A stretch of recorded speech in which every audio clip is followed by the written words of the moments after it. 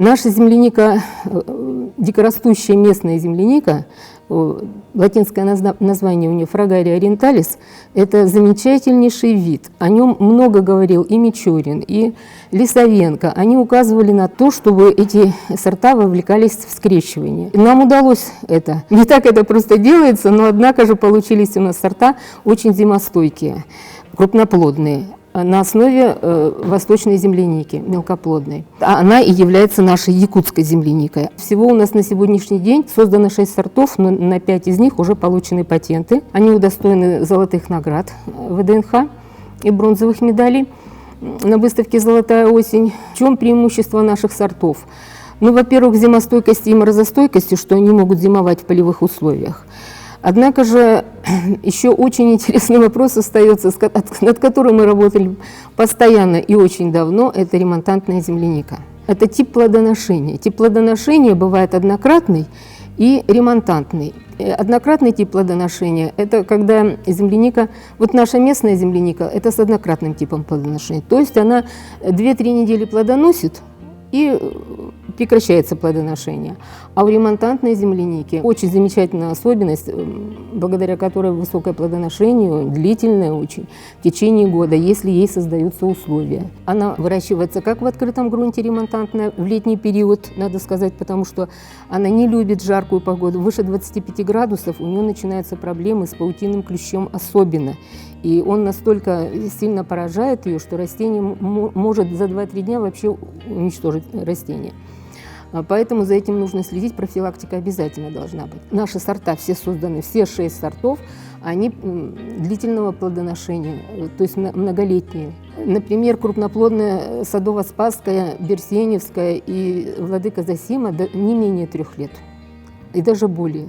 Мы эксперименты проделывали, она способна даже до 10 лет не погибать. Вот, допустим, она частично куст может подмерзать, да, от различных зимних условий, в зимних условиях, но тем не менее у нее все равно поросль вокруг куста появляется, и от них можно размножать и продолжать эту культуру. Для наших сортов предпочтительны суглинистые почвы. Хотя мелкоплодные, вот Покровская, Багдалена, Александра, 3 мелкоплодных сорта, они на супесчаной могут. Не песчаная, а супесчаная, то есть суглинистая и с примесью, там, допустим. Но нежелательно, конечно, супесчаная, потому что на суглинистой урожайность будет выше гораздо, и культура лучше себя чувствовать будет, развиваться будет лучше. В Центральной Якутии в основном щелочная суглинистая почва. Дикорастущие формы растут даже могут на каменистых, вы это прекрасно знаете, да? Даже на таких они почвах иногда цепляются, растут.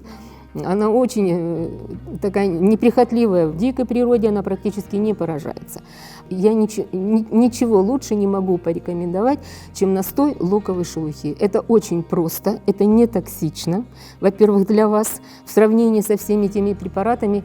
И вот понравится это кому-то или нет, но карбофос, нужно признать, он еще в 90-е годы, не в 90-е, 80-е, он был признан канцерогеном. Его должны были снять с производства. И сейчас совершенно непонятно, потому что я слушала защиту докторской диссертации в Тимирязевской академии в отношении карбофоса. И на тех, значит, на складах, на предприятиях, где производится этот препарат, очень большой был процент онкозаболеваний и очень страшные последствия в отношении деторождения тоже. Нужно овладеть небольшой площадью. Если у вас, ну, допустим, даже, может быть, и 1000 квадратных метров, потому что сейчас у нас, если ремонтантные, обязательно с теплиц начинают. Вот. С теплицами надо очень осторожно. Прежде всего надо говорить не теплица, в понятие вкладывать в теплицу, а светлица. Она должна быть светлой. Если используются ангары, то крыша должна быть светлой, все должно быть. И боковые ограждения, значит, и потолок, все у вас должно быть. Либо, ну, это поликарбонат, это не очень, ну, можно поликарбонат, пленочное укрытие, остекленное посложнее, но это, по-моему, самое удобное для работы, остекленная крыша. А вообще должно быть открытой? В летний период для земляники я не рекомендую ее выращивать. В теплице у вас сколько будет в теплице? Вы себе представляете летнюю жару и какая температура будет в теплице? Растения будут болеть. Если бы у нас было возможно создать такую теплицу, которая могла бы в летний период открываться, а начиная где-то с сентября мы свод бы закрывали, вот это была самая лучшая конструкция для ремонтантных сортов. А для наших сортов открытый грунт только. Мы вот в 2011 году собрали почти 400 килограмм, невзирая на то, что у нас там и селекция, и коллекция. Были одни кусты плодоносили, другие нет. Кусты разного плодоношения. И 1000 квадратных метров, вот в 2011 году, это был наиболее благоприятный год, собрали 400 килограмм, 4 центнера. Это достаточно хорошо, это очень даже хорошо. После посадки саженцев через сколько могу я рассчитывать на урожайность? В первый год плодоношения любая, и ремонтантная, и с однократным типом плодоношения.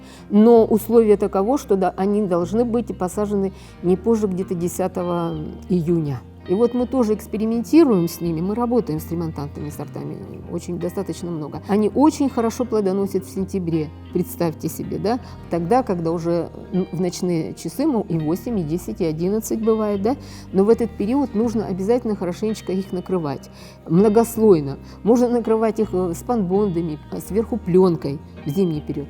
Днем обязательно открыть. Почему? Потому что растения ни в коем случае нельзя ни под спанбондами, ни под пленкой держать в дневные часы растения. Почему? Это очень важно, независимо там, какие обстоятельства бывают в летние или, там, допустим, уже в сентябре. Важно то, чтобы растения дышали. Если у вас не будут растения открыты, там будет повышенная влажность и не будет происходить опыление на достаточном уровне. И когда высокая влажность, ягоды будут уродливые. Меня всегда волнует экология. И вот, вы знаете, я хотела бы еще раз напомнить о том, чтобы вот сейчас, особенно дачникам, чтобы они взяли это себе на заметку, не сжигать ни в коем случае полимерные материалы. Если они сжигаются, то это должна быть бочка, это какое-то сугубо строгое отведенное место. После того, когда вы сожгли, ни в коем случае нельзя, чтобы ветром разносился этот пепел по участку по вашему. Канцерогенные вещества, которые попадают в почву, они будут съедаться, может быть, птицами, куры, там, теленок, корова съест, вы потом употребите мясо, вы употребите молоко, и это все очень-очень-очень чревато. Вот мы, может быть, не придаем этому значения, но нужно на это обращать внимание, значит, сугубо со своими полимерами только в определенном месте, ни в коем случае не сжигать в печи и этот пепел еще вносить на ваше растение.